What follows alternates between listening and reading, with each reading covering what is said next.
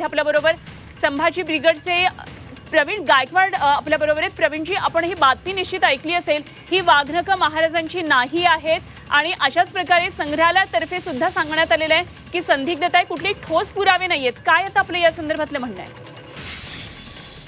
London स्थित जे museum आहे त्या ठिकाणी मी स्वतःही भेट दिलेला आहे। माझा मुलगा त्या ठिकाणी शिकायला असल्यामुळं मी त्या अनेक म्युझियमला, अनेक ज्या ज्या ठिकाणी भारतातल्या वस्तू ठेवलेल्या आहेत त्याला भेट दिलेली आहे। परंतु निश्चितच ही गोष्ट खरी आहे की ती वाघनखी भारतातनं तिथं गेली, ती समकालीन आहेत।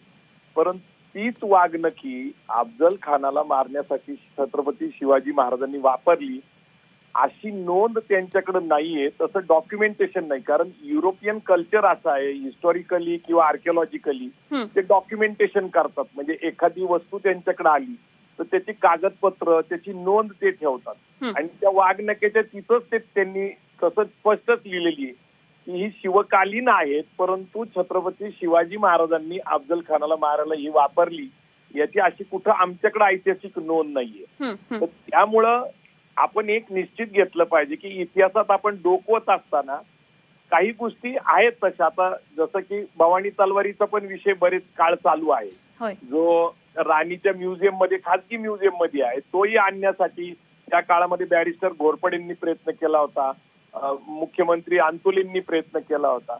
तर आपल्या सगळ्याच्या भावना त्या तीव्र आहेत त्याच्याबद्दल, कारण ते छत्रपती शिवाजी महाराजांचा स्पर्श झालेला असेल। पण मला असं वाटतं की निश्चितच महाराष्ट्र सरकारने आता एक पुढाकार घ्यावा। काय असेच 11 कोटी रुपये ते T20ला वाटतात, तर त्यापेक्षा ते त्या म्युझियमशी संपर्क करून त्याचा लिलाव होतो। जसं गांधीजींची जी काही स्मृती आहेत, त्यांचा चष्मा, त्यांची काठी ही मल्ल्यांनी लिलावात घेऊन भारतात आणली।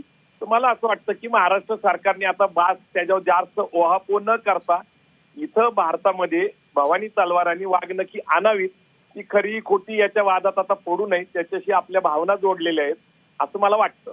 अगदी प्रवीणजी, मात्र खरं तर जनतेला असं भासवण्यात येतंय की प्रत्यक्ष महाराजांनी वापरलेली आहे। जरी आपण खूप समजूतदारपणे ही भूमिका घेतलेली असली तरी सुद्धा जनतेच्या भावना ह्या महाराजांशी किती जुळलेल्या आहेत आपल्याला सर्वांना माहिती आहे। जर हा दावा असा शासन करत असेल की ही प्रत्यक्ष महाराजांनी वापरलेली आहेत आणि जर ती तशी निघत नाहीयेत, म्हणजे तसे ठोस पुरावे नाहीयेत, तर ही फसवणूक नाही का होऊ शकत?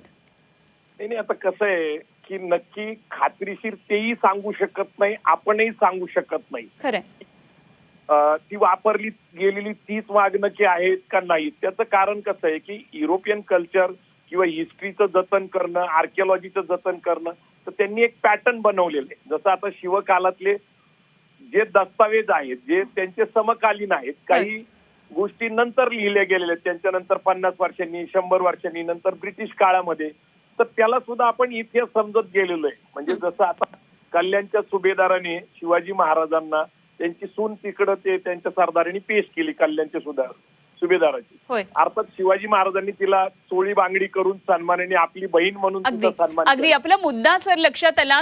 खूप खूप धन्यवाद, आपण झी 24 तास बरोबर बोललात आणि ही संपूर्ण प्रतिक्रिया दिली। प्रवीण गायकवाड आपल्या बरोबर होते।